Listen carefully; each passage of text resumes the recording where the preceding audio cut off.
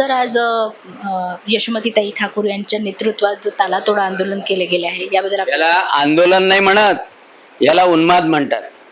यशोमतीताईला थोडंसं यश मिळालं, 20,000 मतांनी बळवंत वानखडे निवडून आला, तर त्या समजायला लागल्या की पूर्ण अमरावती जिल्हा त्यांचा आहे. गर्व झालाय आणि गर्व झाला आणि त्याच्यामुळे जिल्हाधिकारी कार्यालयामध्ये घाणेरड्या शब्दात बोलणं, विक्षिप्त हावभाव करणं आणि तिथून त्या बळवंत वानखडे खासदाराला म्हणतात अरे चल चल, म्हणजे एकेरी भाषेत त्या खासदाराला बोलणं आणि ते कुलूप तोडणं, तिथे बसणं. म्हणजे लोकशाहीला मानत नाही का? पालकमंत्री राहिलेल्या महिला आहेत त्यांचा आम्ही सन्मान करतो, पण अशा वागतात की सगळं जग जिंकलं. अशा वागतात की फक्त आवाळाला 2च बोटं राहिली.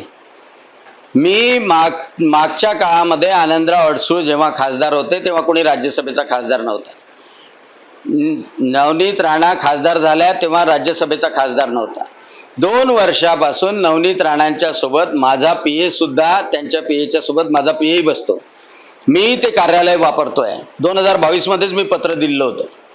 जेव्हा मी निवडून आलो तेव्हाच तातडीनं पत्र दिलं होतं आणि आता पुन्हा मला हस्तांतरण करण्यात यावं हे पत्र दिलं. आणि त्याला कार्यालय पाहिजे असेल तर काहीच हरकत नाही ना. लोकसभेच्या खासदारांनी वापरावं, राज्यसभेच्या खासदारांनी वापरावं. पण दादागिरी करून मीच बसणार, दादागिरी करून माझंच आहे आणि मी कुलूप तोडेल. आता आमच्याकडे काही कार्यकर्ते नाही का? आम्ही गेलो म्हणजे भांडणं होतील. आम्ही गेलो, कुलूप तोडलं तर आम्हालाही करता येते, पण आम्हाला करायचं नाही आहे. आम्हाला लॉ अँड ऑर्डर हातात घ्यायची नाही आहे. आम्हाला यांच्यासारखा उन्माद दाखवायचा नाही आहे. नवनीत राणा पडल्यानंतर यांनी राजकमल चौकामध्ये यशोमती ठाकूरांच्या उपस्थितीमध्ये ह्या होत्या ना तिथे ट्रकवर, की कसे बिभत्स हावभाव केले. सगळ्या अमरावतीनं नाही देशानं पाहिलंय ना.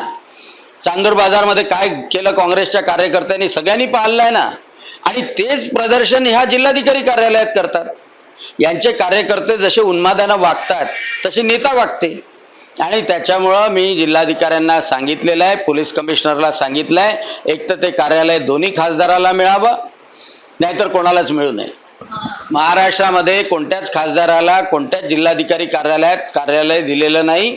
स्वतःच्या पैशांनी खर्च करतात, कार्यालयीन खर्च मिळत असतो. आणि त्यामुळं ही प्रथा इथून बंद करावी किंवा दोघांनाही द्यावं. सगळ्या जनतेला न्याय मिळाला पाहिजे.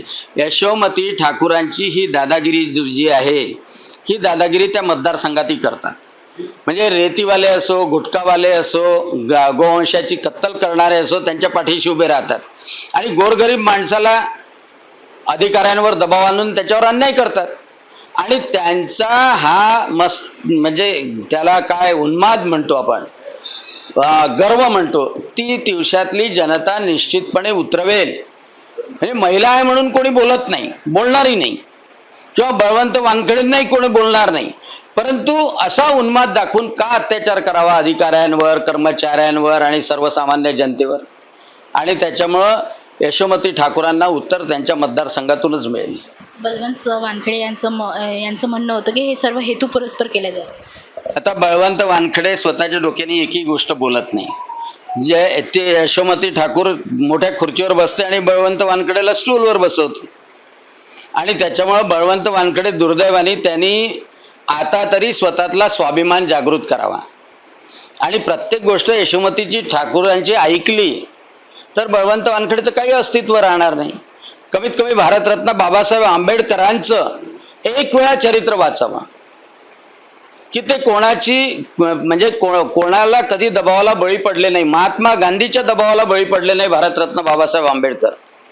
आणि हे तर बळवंत वानखडे यांचं बळ कुठं गायब झालं बाईच्या समोर समजतच नाही. हे तर म्हणजे कठपुतलीपेक्षाही कठपुतली झाले. खुर्चीवर नाही बसवत, स्टुलावर बसवतात. आणि आजही त्या जिल्हाधिकारी कार्यालयात यशोमती चल रे, म्हणजे जसा कार्यकर्ता एक खासदार भारतरत्न बाबासाहेब आंबेडकरांचा म्हणजे आपण म्हणू शकतो भूमिपुत्र, आणि त्याच्याशी अपमानास्पद वागतात.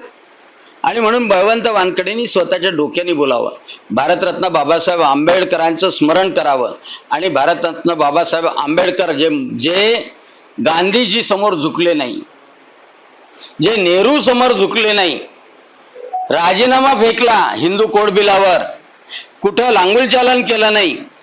काँग्रेसनं 2 वेळा पाडलं पण काँग्रेसवाल्यांना भाव दिला नाही. ते बळवंत वानखेडेमध्ये आंबेडकरी जनतेला पाहिजे, मलाही पाहिजे, सर्वसामान्य माणसाला पाहिजे.